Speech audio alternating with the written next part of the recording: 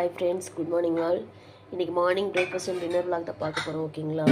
இங்கே பார்த்தீங்கன்னா ஒரு 2 தக்காளி, ஒரு 6 வரமிளகா, கொள்ளெல்லாம் போட்டு ஒரு 5-6 விசில் விட்டு வெந்து எடுத்து வச்சுருக்கேன். அதிலிருந்து தண்ணியும் எடுத்து ரசத்துக்கு வச்சுருக்கேன். இங்கே பார்த்தீங்கன்னா அரிசி ஊற வச்சுருக்கேன். இப்போ சாப்பாடு வச்சிடலாம். ஓகேங்களா? வெங்காயம்லாம் தொளிச்சு கழுவி வச்சுருக்கோம். இப்போ அதெல்லாம் பொடி பொடியாக அறுத்து தாளிச்சு விடலாம். கொள்ளை ஊற்றிக்கலாம். போதுமான தேங்காய் எண்ணெய் ஊற்றிக்கிட்டு ஒரு 2 ஸ்பூன் ஊற்றிக்கங்க. ஓகேங்களா? தேங்காய் எண்ணெய் செஞ்சிங்கன்னா சூப்பராக இருக்கும். கடுகெல்லாம் போட வேண்டாம், ஜீரகம் போட்டுக்கோங்க. எண்ணெய் காஞ்சதுமே ஜீரகம் போட்டுட்டு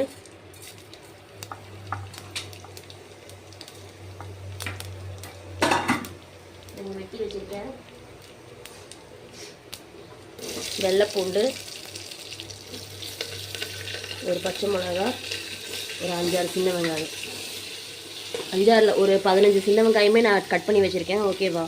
அதையும் போட்டுக்கோங்க. கருவேப்பிலை போட்டு நல்லா வதக்கி விடுங்க.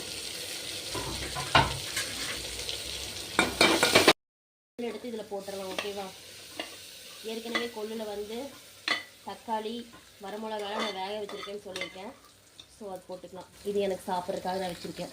நல்லாயிருக்கும். சர்க்கரை போட்டு சாப்பிட்டா சூப்பராக இருக்கும் கொள்ளு. அளவு உப்பு போட்டுக்கோங்க. பருப்புக்கும் போட்டுக்கோங்க. அவ்வளோதான். கடையலாம்.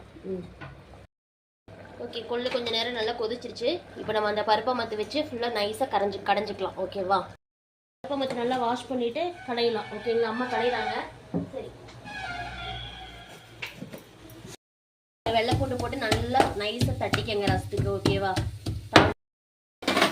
கடுகு போட்டிருக்கு. கடுகு பொரியட்டும். கடுகு பொரிஞ்சதுனே தட்டி வச்சுருக்க 2 வரமிளகா, வெள்ளைப்பூண்டு, கருவேப்பிலை போட்டு நல்லா வதக்குங்க. கொஞ்சோண்டு வெங்காயத்தூள் போட்டுக்கோங்க.